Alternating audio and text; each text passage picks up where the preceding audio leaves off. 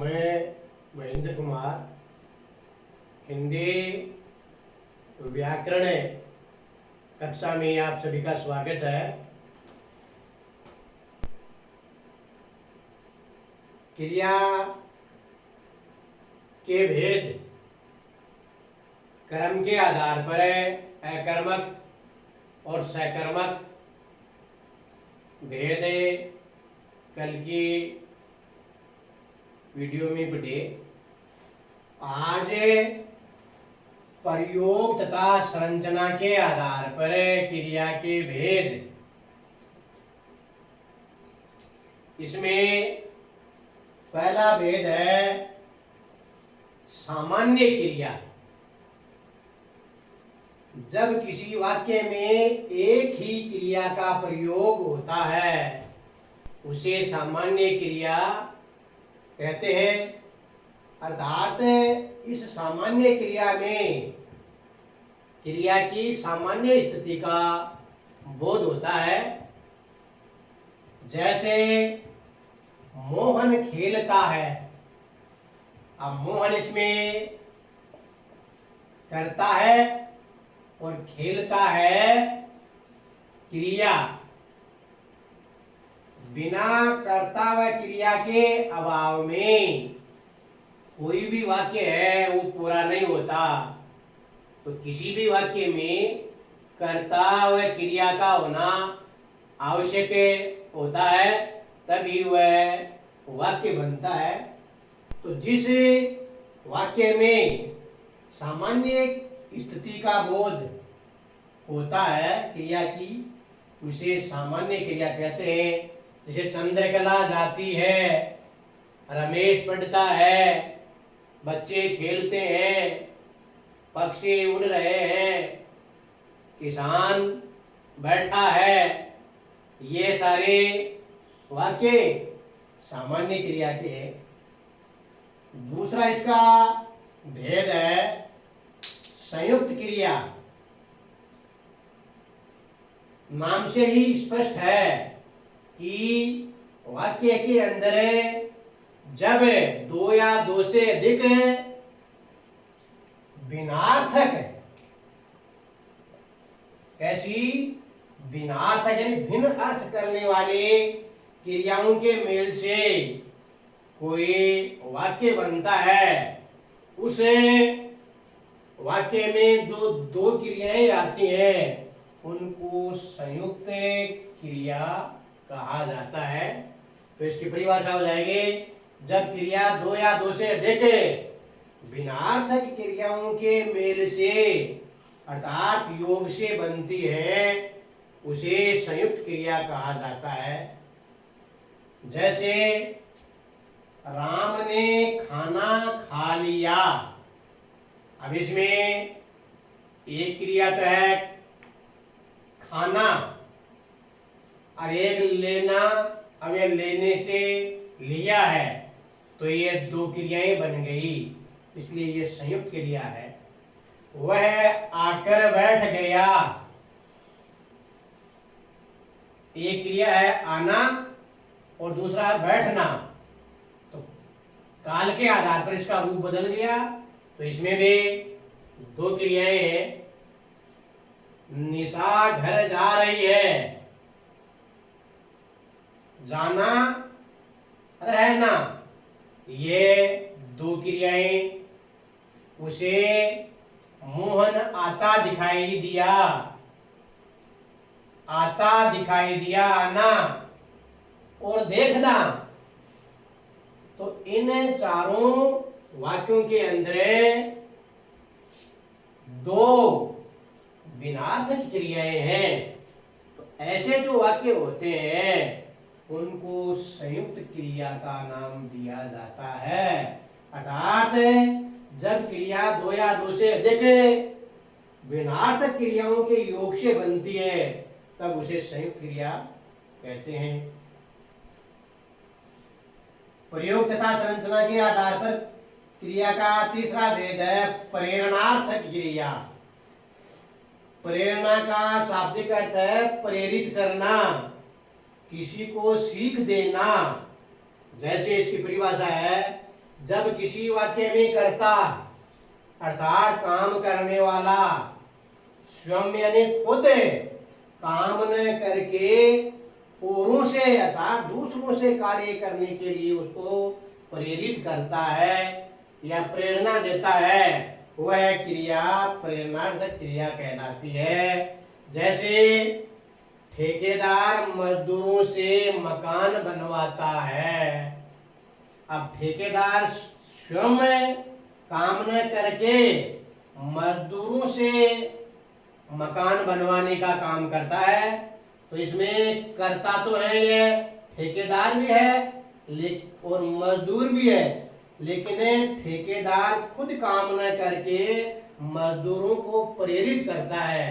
तो ऐसी जो क्रिया होती है वो प्रेरणार्थक क्रिया है। जैसे दूसरा उदाहरण है, माँ नौकरानी से दूध पिलवाती है, यानी माँ है कर्ता और नौकरानी भी करता है, लेकिन माँ खुद न काम करके अपने बच्चे को नौकरानी से दूध पिलवाने का काम करती है। जैसे अध्यापक है छात्रों से पत्र लिखवाता है, तो ऐसे वाक्य हैं उनमें कर्ता है अर्थात काम करने वाला है, वो खुद काम न करके दूसरों से काम करने के लिए उसे प्रेरित करता है, उसको प्रेरणार्थक क्रिया कहते हैं।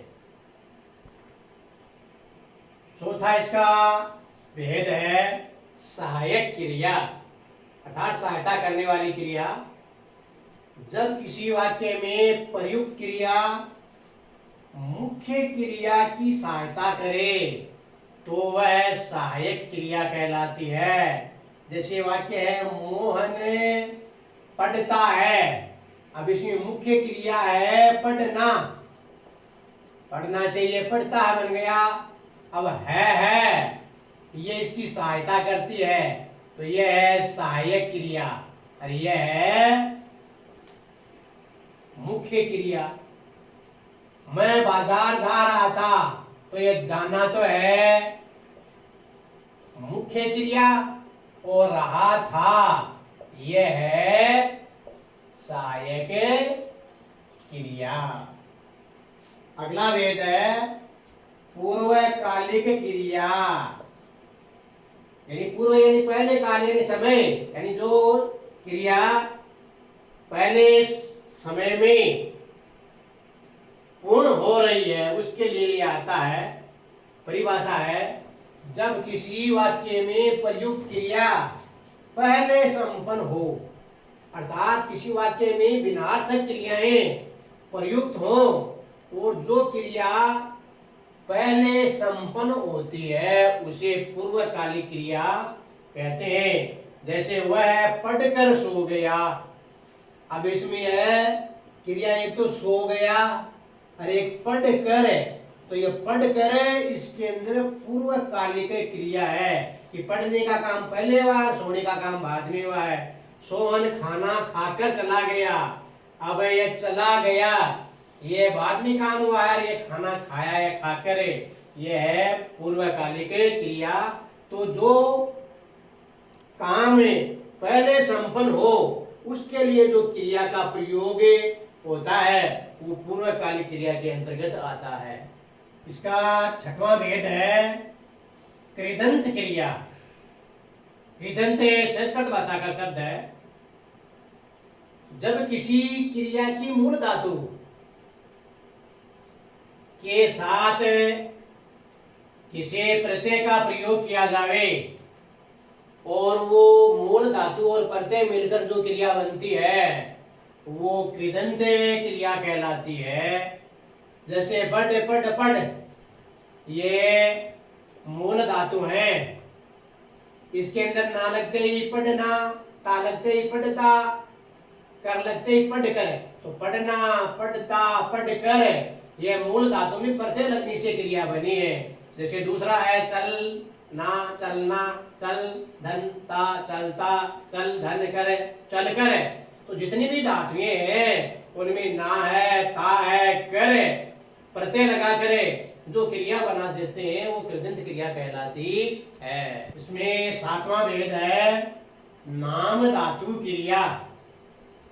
जब किसी संज्ञा, सर्वनाम या विशेषण से क्रिया का निर्माण होता है उसे नाम धातु क्रिया कहते हैं। जैसे ये रंग है तो रंगना, लज्जा है लज्जाना, अपना है अपनाना, चमक है चमकाना, और घबराहट है घबराना, और थकावट है थकना। तो ये सारी क्रियाएं हैं वो संज्ञा सर्वनाम शब्दों से बनी है, इसलिए इसको नाम धातु क्रिया कहते हैं। अंतिम भेद है सजातीय क्रिया। वे क्रियाएं जहां कर्म तथा क्रिया एक ही धातु से बनकर साथ प्रयुक्त होते हैं। सजातीय यानी उसी जाति की, उसी बिरादरी की वो क्रियाएं सजातीय क्रियाएं कहलाती हैं। जैसे ये लड़ है, धातु है। अब लड़ से लड़ाई और लड़ी, इससे वाक्य बन गया भारत ने चीन से लड़ाई लड़ी। तो ये लड़ाई कर्म, ये लड़ी ये क्रिया, ये लड़ से बनी है, इसलिए ये सजातीय धातु से बनकर ये क्रिया बनी। चढ़े, इसे चढ़ाई और चढ़ी। बछेंद्री पाल ने एवरेस्ट की चढ़ाई चढ़ी। ये चढ़ाई ये कर्म और चढ़ी ये क्रिया। पढ़े, पढ़ाई पढ़ी। राम ने एमए की पढ़ाई पढ़ी। तो यह पढ़ धातु से ये पढ़ाई कर्म और पढ़ी ये क्रिया बनी। तो जो क्रियाएं एक ही धातु से बनकर कर्म तथा क्रिया से उनका निर्माण होकर वह क्रिया बनती है वो सजातीय क्रिया कहलाती है।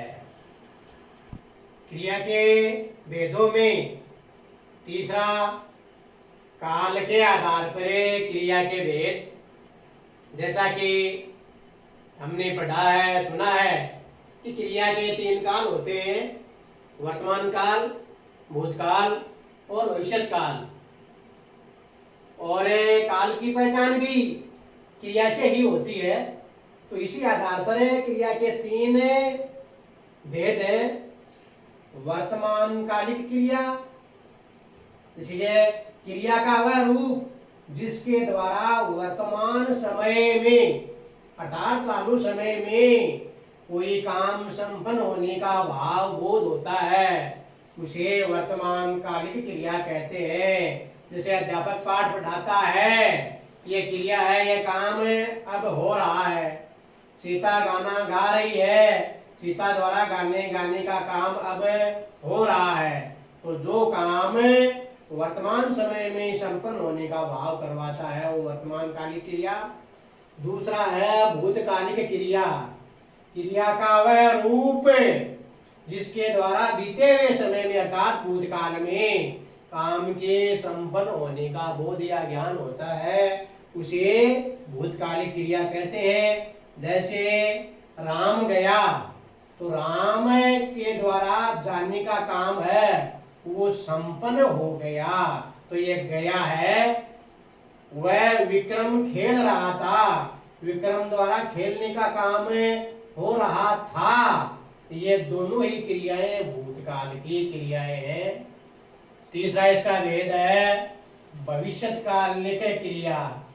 क्रिया का वह रूप जिसके द्वारा भविष्य में अर्थात आगे आने वाले समय में काम के संपन्न होने का ज्ञान होता है या बोध होता है, उसको भविष्यत्कालिक क्रिया कहते हैं। जैसे रमेश पत्र लिखेगा, अब रमेश है वो पत्र है आगे लिखेगा, शारदा कल जयपुर जाएगी, तो शारदा द्वारा कल जयपुर जाया जाएगा, तो ये जाएगी है और लिखेगा है, ये क्रियाएं भविष्य काल की हैं। तो इस प्रकार काल के आधार पर जितने 3 काल हैं उसी आधार पर क्रिया के भेद होते हैं, और काल की पहचान क्रिया से ही होती है, और हर क्रिया का जो मूल रूप है उससे वह क्रिया है हर काल में उसका रूप बदल जाता है। जैसे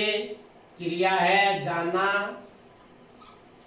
अब इसका वर्तमान काल में जाता है, भूतकाल में हो जाएगा गया, और भविष्य काल में हो जाएगा जाएगा।